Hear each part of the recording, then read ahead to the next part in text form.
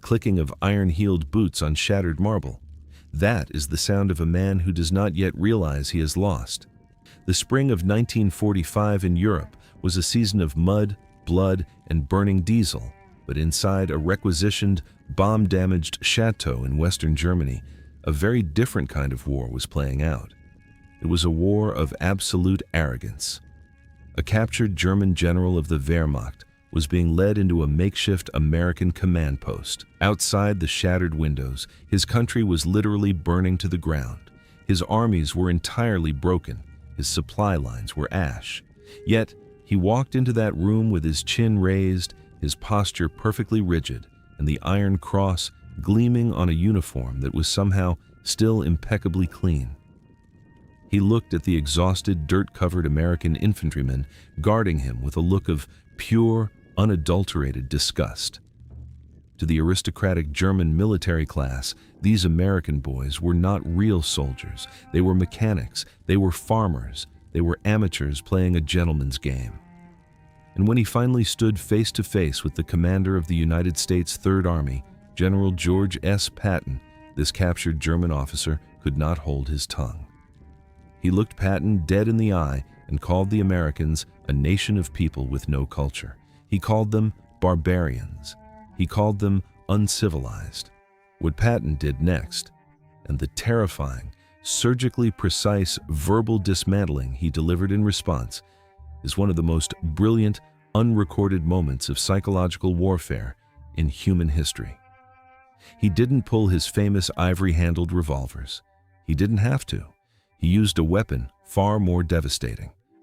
If you believe that true history is found in these raw, unfiltered moments of human confrontation, hit that subscribe button and leave a like right now. We are stripping away the Hollywood myths to show you exactly how the hardest man in the American military broke the mind of a Nazi general.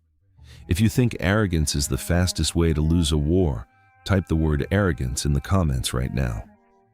Let's step inside that room. To really feel the electric tension in that headquarters, you have to understand the deeply ingrained psychology of the men who commanded the German war machine.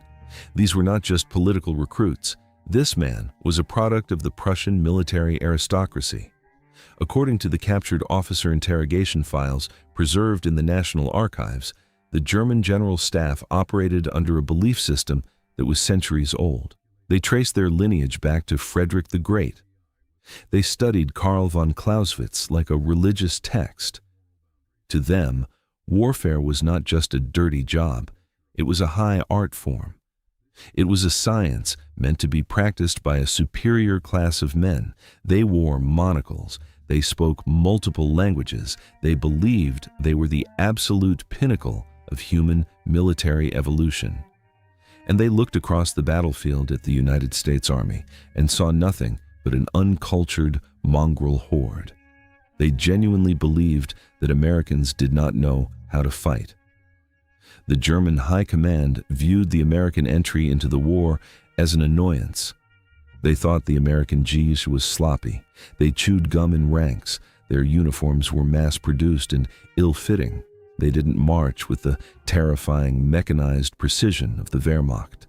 In the eyes of this captured German general, standing in that damp room smelling of old rain and stale cigarette smoke, he had not been defeated by a superior military force. He believed he had simply been smothered by a brute, uncultured mob that had more gasoline and steel than he did. He believed he was the civilized man in the room, surrounded by heavily armed savages. But the American war machine was something the old European aristocrats fundamentally failed to comprehend. While the German generals were sitting in castles moving pins on maps, obsessed with the art of the envelopment, the Americans were fighting a completely different kind of war. It wasn't pretty. It didn't belong in a romantic military textbook. It was industrial. It was relentless.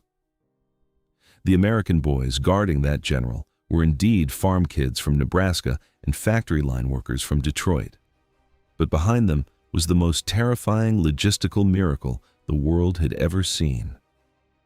While the German army, for all its terrifying reputation, was still heavily relying on horse-drawn wagons to move supplies in 1945, The Americans had brought Detroit to Europe.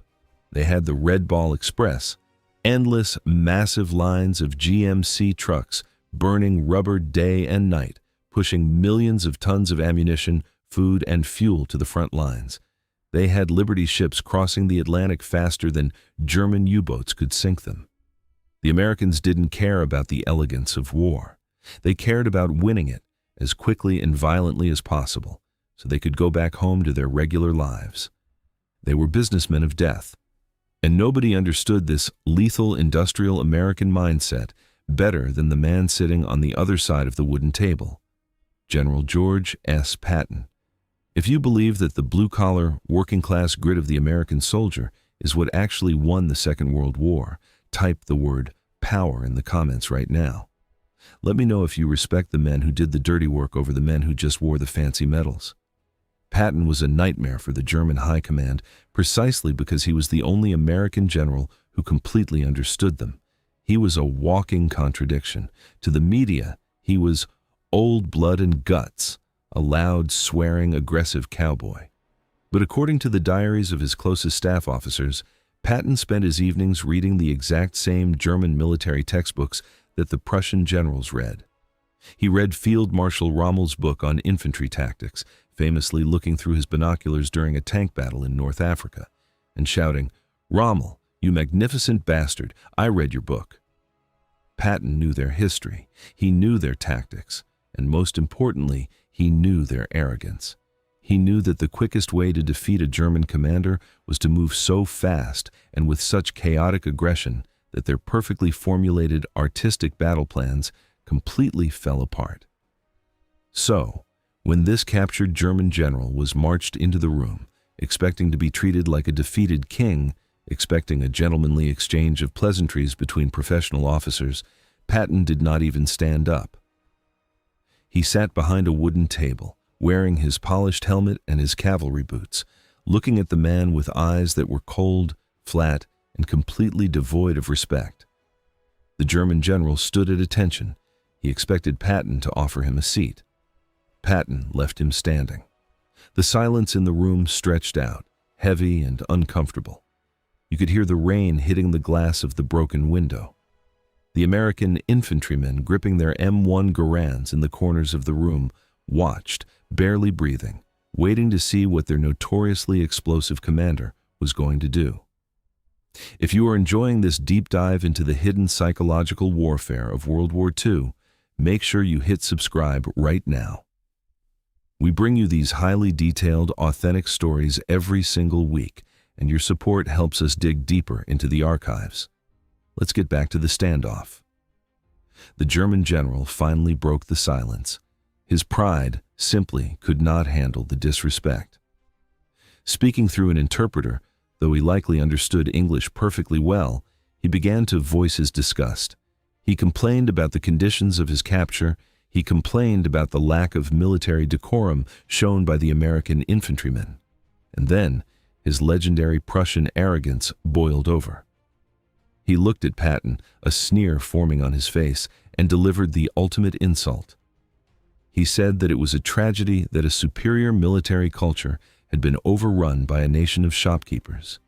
He said, "You Americans have no culture. You have no history. You fight like barbarians. You are completely uncivilized." The interpreter repeated the words. The room went dead silent.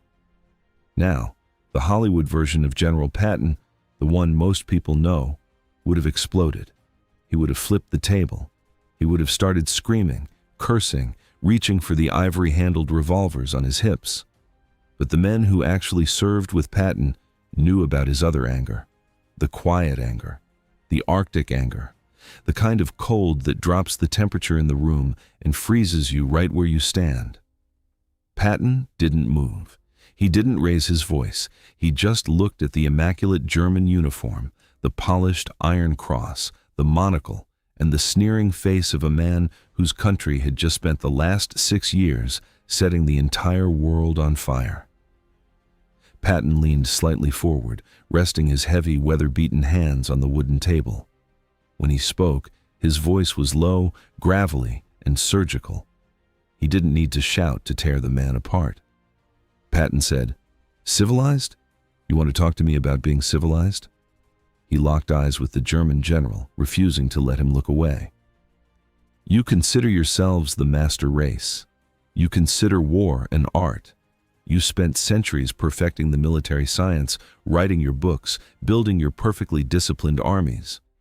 Patton paused, letting the weight of the German military history hang in the air.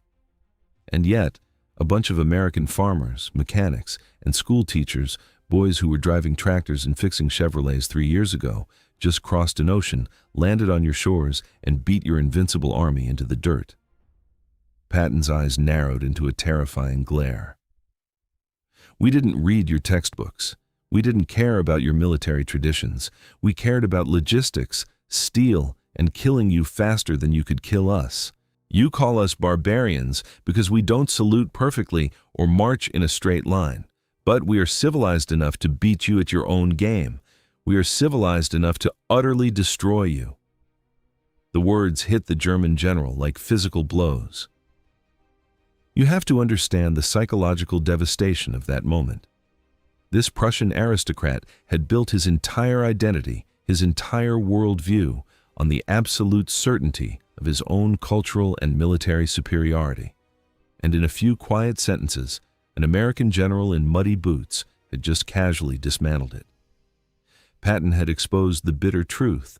The German art of war was completely useless against the brutal, overwhelming reality of American industrial might and the sheer grit of the American farm boy. If you believe that true civilization is defined by what you can actually accomplish, rather than how many fancy medals you wear on your chest, type the word civilized in the comments right now. Let me know if you think Patton's definition of power was right. But Patton was not finished. Defeating the man's military pride was only the first step. Patton was a man who deeply believed in the concept of right and wrong, and he had seen things in the closing days of the war that had forever altered his view of the German nation. According to the deeply distressing after-action reports filed by the Third Army in April of 1945, Patton's troops had just liberated the Ohrdruf concentration camp, a subcamp of Buchenwald. Patton, a man who had seen decades of horrific combat, who had walked through the muddy, blood-soaked trenches of the First World War without flinching, had physically vomited when he saw the piled bodies and the starving survivors inside that camp. It broke something inside him. It destroyed any lingering respect he might have had for the German military establishment. He knew that this aristocratic general standing in front of him with his clean uniform and his complaints about culture was complicit in the greatest crime in human history. Patton's voice dropped even lower, carrying a dark, menacing edge. He told the general about what his American barbarians had found behind the barbed wire. He told him about the smell of the ovens. He told him about the skeletal remains of men, women, and children stacked like cordwood in the mud. "You dare sit here and lecture me about culture?" Patton asked, his voice shaking with a quiet, terrifying rage. "Your culture built factories to murder innocent people. Your superior civilization starved children to death because they worshipped differently than you. My American boys, the ones you call uncivilized, are out there right now, giving their own combat rations to the survivors your cultured army tried to erase from the earth." The German general tried to look away, tried to maintain his rigid posture, but the sheer, overwhelming moral weight of Patton's words was crushing him. "Do not ever," Patton whispered, leaning so close the general could likely smell the coffee and stale tobacco on his breath. "Do not ever use the word civilized in my presence again. You are nothing but butchers in fancy uniforms, and my barbarians are going to wipe you from the pages of history."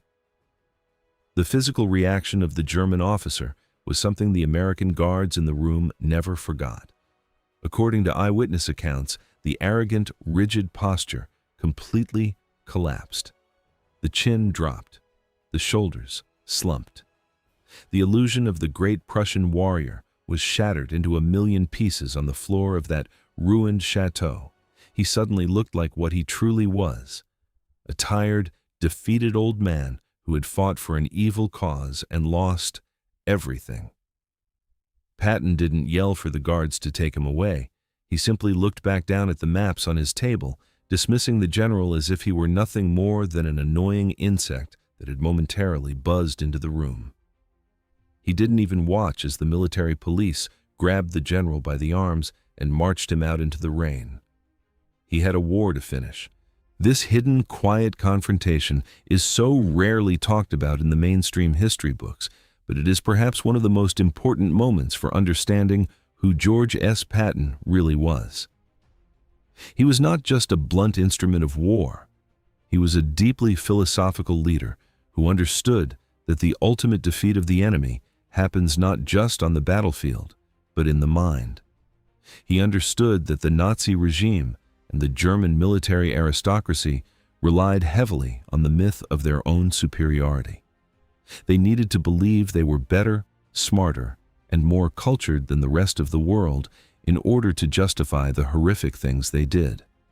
By refusing to play their game, by refusing to treat this captured general with the aristocratic respect he demanded, and by brutally exposing the hypocrisy of their culture against the backdrop of the concentration camps, Patton ripped the soul out of their ideology.